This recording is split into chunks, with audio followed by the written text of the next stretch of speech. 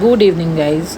सॅटर्डेला माझं झालं शूट आणि संध्याकाळी आम्ही दोघंही खूप थकल्यासारखं वाटत होतं, तर म्हटलं चल एक छानसा राऊंड मोठा मारूयात. तर आम्ही गेलो चोंडी साईडला फिरायला, तिकडून आलो आणि मग कोल्ड कॉफी घेतली आणि बसलो हिराकोट तळ्यावर थोडा वेळ.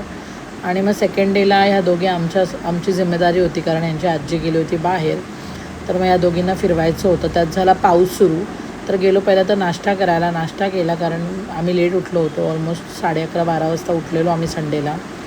त्याच्यामुळे नाश्ता केला आणि गेलो एका एक्झिबिशनला, जिथे मी नेहमी स्टॉल लावते. यावेळेस लावला नव्हता बिकॉज मग पुन्हा शॉप बंद राहतं, त्याच्यामुळे मला नाही स्टॉल लावता आला यावेळेस.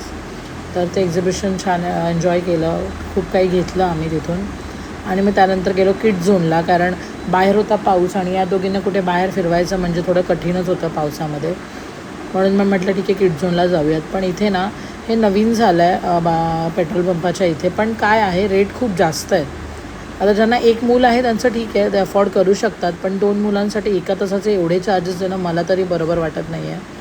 सो यांनी एक तर रेट कमी करायला हवा, बिकॉज 1 तास कधी निघून जातो हे कळतही नाही आणि एवढे चार्जेस देणं म्हणजे थोडं कठीणच होऊन जातं. त्याच्यामध्ये माझ्या मते आपण 2 वेळेचं जेवण करू शकतो.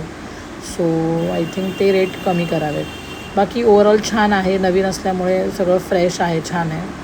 बाकी मुलांनी छान एन्जॉय केलं 1 तास, आणि तो 1 तास कधी निघून गेला आम्हालाही कळलं नाही. नंतर आधीला घुसली किचनमध्ये, बिकॉज तिला हे काहीतरी जेवण बनवायचं होतं आणि तिला तिथून काढणं म्हणजे जरा कठीणच होतं.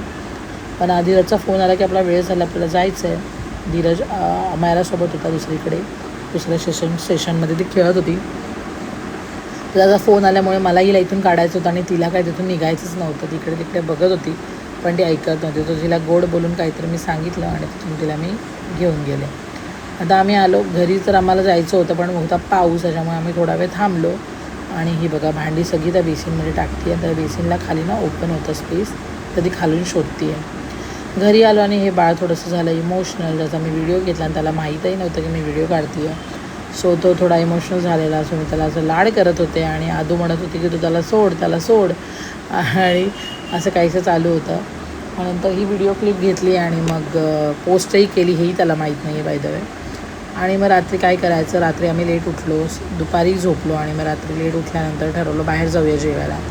आमच्या इथे लिलॅक हॉटेल आहे, तिथे जेवायला गेलो या दोघींना घेऊन. आता यांचं हॉटेलमध्ये गेल्यावर यांचं ठरलेलं असतं पनीर, त्यांना तर पहिलं ते ऑर्डर केलं आणि त्या मेन्यू कार्ड्स बघत होतं जसं काही त्याच ऑर्डर करणार आहेत. तर आम्ही थोडंसं असं क्लिप घेतलं, बिकॉज आम्हाला माहिती आहे दोघींना सोबत आणणं म्हणजे थोडं अवघड होतं. मग यांना पहिलं जेवण भरवून घेतलं आणि मग आम्ही स्टार्टर ऑर्डर केला आणि ह्यांना दिला मोबाईल, सो दॅट त्या दोघी बिझी होतील आणि आम्हाला खाता येईल. पण तिचे प्रश्न ऐकून आम्हाला आला होता कंटाळा. मग फायनली आम्ही जेवण केलं आणि गेलो घरी. Thank you for watching.